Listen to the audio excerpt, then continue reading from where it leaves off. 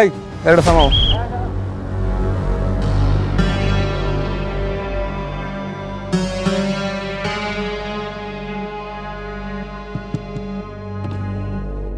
কোথায় যাচ্ছেন?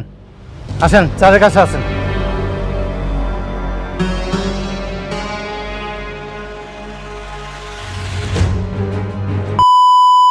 আসসালামু আলাইকুম ভাইয়েরা, কেমন আছো সবাই? আশা করি আল্লাহর রহমতে সবাই অনেক ভালো আছো। আজকে আবার তোমাদের সাথে হাজির হলাম একটা অসাধারণ গল্প নিয়ে। তার আগে একটু বলো তো, তোমরা কোন জেলা থেকে দেখছো? কমেন্টে শুধু জেলার নামটা লিখে ফেলো, দেখি কোন জেলা থেকে সবচেয়ে বেশি মানুষ আছো। আর এই সিরিজের কত নম্বর এপিসোড পর্যন্ত দেখেছো সেটাও কমেন্টে জানাও। আচ্ছা ভাইরা, তোমাদের কি মনে হয় একজন গরিব মানুষ কি কখনো কোটিপতির মেয়েকে বিয়ে করতে পারে? পারে, কিন্তু সেই বিয়েতে সুখ থাকে না, অপমান থাকে, যন্ত্রণা থাকে। সারাক্ষণ মনে করিয়ে দেওয়া হয় তুমি এই পরিবারের যোগ্য না। আজকের গল্পটা ঠিক এই রকমই একজন মানুষকে নিয়ে। তার নাম গোলাম। সবার কাছে সে শুধুই একটা কাজের ছেলে। বাজার করে, রান্না করে, বাথরুম পরিষ্কার করে। সবাই তাকে গালি দেয়, অপমান করে, আর সে চুপচাপ সহ্য করে। কিন্তু এই গোলামের পেছনে এমন একটা সত্যি লুকিয়ে আছে যেটা জানলে তোমরা মেরে যাবে। কারণ এই গরিব কাজের ছেলেকে নিতে আসে হেলিকপ্টার। পুলিশ তাকে দেখে ভয়ে সরে যায়। এলাকার সবচেয়ে বড় মাস্তান তার সামনে থর থর করে কাঁপে। তাহলে গোলাম কি সত্যিই শুধু একজন কাজের ছেলে, নাকি তার ভেতরে ঘুমিয়ে আছে অন্য একজন মানুষ? চলো জানি পুরো গল্পটা। গোলাম শুধু একটা নাম না, এটা যেন একটা পরিচয়, একটা অবস্থান। এই বাড়িতে গোলাম কাজ করতে এসেছিল একজন সাধারণ কাজের ছেলে হিসাবে।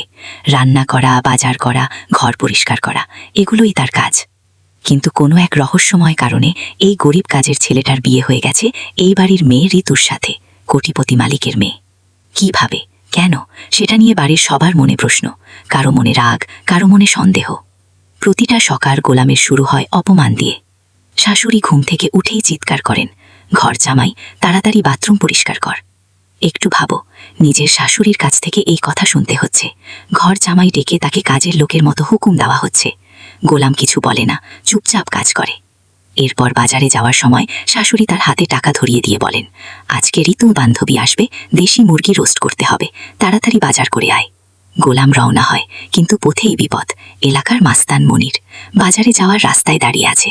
এলাকায় তার বেশ দাপট, গোলামকে দেখা মাত্র থামায়। মনির হাসতে হাসতে বলে, আরে গোলাম ভাই, এত তাড়া কিসের? অবশ্য তোর মতো বাড়িতে সুন্দরী বউ থাকলে তাড়া থাকাটাই স্বাভাবিক। গোলাম মাথা নিচু করে বলে, ভাই চাইতে দেন, বাজার করতে হবে। কিন্তু মনির ছাড়ে না। সে বলে, ভাই, আমার খুব শখ ছিল তোর বউয়ের সাথে প্রেম করার। তুই কাজের ছেলে হয়ে ওকে পেয়ে গেলি, আর আমি পেলাম না। তারপর গোলামের ফোন বাজে। মনির ফোনটা কেড়ে নিয়ে রিসিভ করে। ওপাশ থেকে কণ্ঠস্বর আসে, দুবাই থেকে।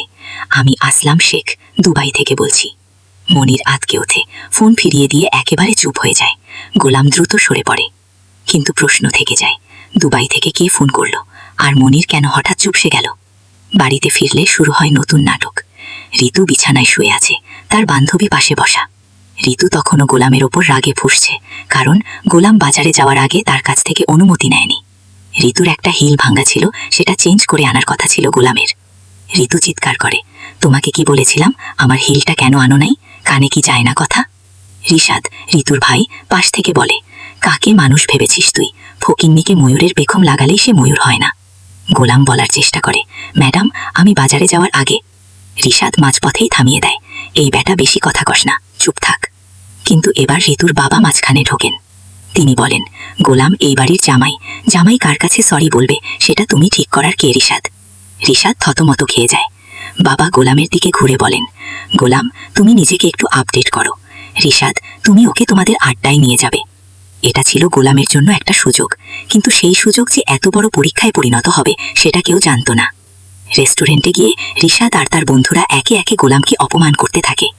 সাইকেলে চড়ে রেস্টুরেন্টে আসছে, এটাই তোমাদের বোনের জামাই? তুমি কি সত্যিকারের পুরুষ, নাকি বাড়িতে বাসন মেজে মেজে হাফ লেডিস হয়ে গেছো? গোলাম শান্তভাবে বলে, ভাই, পুরুষ পারে এমন একটা কাজ বলেন যেটা আমি পারি না। ঋষাদের বন্ধু হাসে, আচ্ছা তাহলে আমার সাথে পাঞ্জা লড়। পাঞ্জা শুরু হয়, আর কয়েক সেকেন্ডের মধ্যেই ঋষাদের বন্ধু টেবিলের উপর থেকে ছিটকে পড়ে যায়। ঘরে পিন পতন নীরবতা। গোলাম এত শক্তি পায় কোথায়? একজন সাধারণ কাজের ছেলের এত শক্তি থাকার কথা না। বিলের সময় আরো বড় নাটক। রিশাদ সুযোগ পেয়ে বলে, গোলাম, আজকের বিলটা তুমি দিয়ে দাও।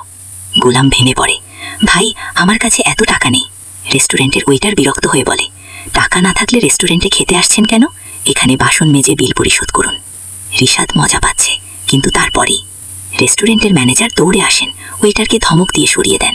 তারপর গোলামের দিকে ঘুরে মাথা নিচু করে বলেন, স্যার, আমি বুঝতে পারিনি আপনি এখানে আছেন। ওর হয়ে আমি ক্ষমা চাইছি স্যার, আপনার একটা টাকাও লাগবে না। রিশাদ এবং তার বন্ধুরা হতভম্ব। গোলাম, যার কাছে রেস্টুরেন্টের বিল দেওয়ার টাকাও নেই, তার কাছে ম্যানেজার কাঁপতে কাঁপতে মাফ চাইছে, এটা কি করে সম্ভব? রেস্টুরেন্ট থেকে বের হওয়ার পরেই গোলামের ফোনে আবার কল আসে। রিশাদ ফোনটা কেড়ে নিয়ে রিসিভ করে। ওপাশ থেকে কণ্ঠ আসে, স্যার, আপনার সাথে জরুরি মিটিং আছে, আপনার লোকেশনে হেলিকপ্টার পাঠানো হচ্ছে।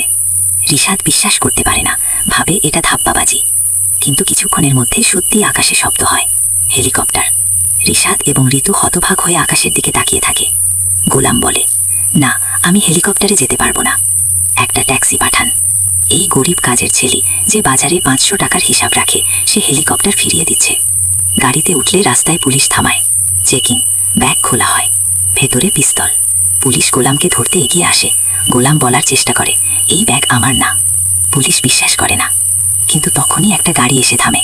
একজন লোক নামে, পরিচয় দেয় আন্ডার কাভার অফিসার হিসাবে, নাম সাইমন শহীদ। সে বলে, ওই পিস্তল আমি দিয়েছি, ওনার নিরাপত্তার জন্য ওনাকে ছেড়ে দিন। পুলিশ আর কথা বলে না, গোলামকে ছেড়ে দেয়।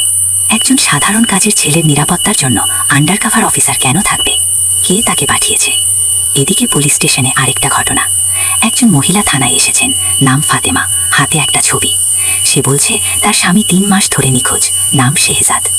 অফিসার ছবিটা নিল, কিন্তু যখন অন্য একজন অফিসার সেই ছবি দেখল, সে চমকে উঠল।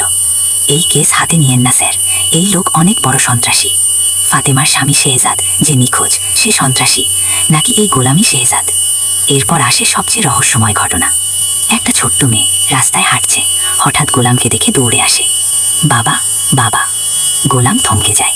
সে মেয়েটাকে বোঝানোর চেষ্টা করে, আমি তোমার বাবা না মামনি। কিন্তু মেয়েটা ছাড়তে চায় না। তুমি তো আমার বাবা, আমাকে রেখে চলে গেছো কেন? গোলামের চোখে একটা অদ্ভুত ছায়া পড়ে, কিছু একটা সে লুকাচ্ছে। আর এই বাড়ির ভেতরেও চলছে ষড়যন্ত্র। ঋতুর সৎ ভাই তার মাকে বলছে, ভাগ্যিস ঋতুর বিয়ে ওই কাজের ছেলেটার সাথে দিয়েছি, না হলে বাবা সব সম্পত্তি ঋতুর নামে লিখে দিত। অর্থাৎ ঋতুর এই বিয়েটা কোনো দুর্ঘটনা না, এটা একটা পরিকল্পিত ষড়যন্ত্র। কিন্তু এই ষড়যন্ত্রে কি তারা একটা বড় ভুল করে ফেলেছে? কারণ গোলামি যদি শুধু একজন কাজের ছেলে হতো, তাহলে হেলিকপ্টার আসতো কেন? আন্ডার কাভার অফিসার কেন তাকে রক্ষা করত? তাহলে পুরো ছবিটা কেমন দাঁড়ালো? একজন মানুষ যে নাম লুকিয়ে আছে, অতীত লুকিয়ে আছে, একটা বাড়িতে কাজের ছেলে সেজে থাকছে, তার একটা মেয়ে আছে বলে মনে হচ্ছে, একটা স্ত্রী আছে যে তাকে খুঁজছে। পুলিশের কাছে সে সন্ত্রাসী, দুবাইয়ে তার বস আছে, হেলিকপ্টার আসে তার জন্য, আন্ডার কাভার অফিসার তাকে রক্ষা করে। আর এই মানুষটাই দিনের বেলায় বাজার করে, বাথরুম পরিষ্কার করে, শাশুড়ির গালি হজম করে। কেন? কি এমন কারণ আছে যে এত কিছু থাকার পরেও সে এই গরিব জীবনটা বেছে নিয়েছে? এই প্রশ্নের উত্তর যখন বেরোবে, সেদিন পুরো গল্পটা উল্টে যাবে। তাহলে ভাইরা, এটুকু দেখে তোমাদের কি মনে হচ্ছে? গোলাম কি সত্যি শেহজাদ, নাকি এটা অন্য কোনো রহস্য? সেই ছোট্ট মেয়েটা কার মেয়ে? গোলাম কেন তাকে চিনতে চাইল না? দুবাই থেকে যে ফোন এলো, সেই আসলাম শেখকে? আর ঋতুর সৎ ভাই যে ষড়যন্ত্র করেছে, সেটা কি শেষ পর্যন্ত তাদের জন্যই বিপদ হয়ে আসবে? কমেন্টে তোমার থিওরি লিখে রাখো, দেখি কার থিওরি মিলে যায়। আর যদি ভিডিওটা ভালো লেগে থাকে, একটা লাইক দিয়ে যাও। চ্যানেলটা এখনো সাবস্ক্রাইব না করে থাকলে এখনই করে ফেলো।